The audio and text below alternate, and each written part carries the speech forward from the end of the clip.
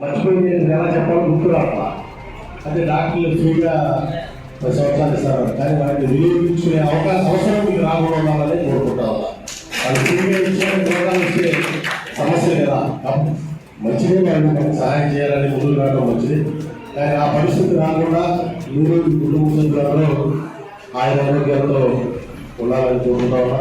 మరి మీకు ఒక భద్రత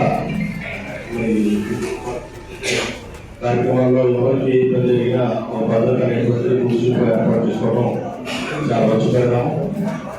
మీరు చేసేటువంటి మరింత బాధ్యతగా అవకాశం ఏదైనా పొరపాటు జరిగినా తప్పు జరిగినా మీరు భావించినా ఎవరికైనా వ్యక్తిగతంగా ఇబ్బంది జరుగుతుంది అనేటువంటి మీరు గుర్తించినా మీ దృష్టికి వచ్చినా సమాజంలో ఎవరో చేయలేదంటే మీరు చేయగలుగుతారు. ఆ విధంగా మీకు కూడా ఒక బాధ్యత ఉంటారు.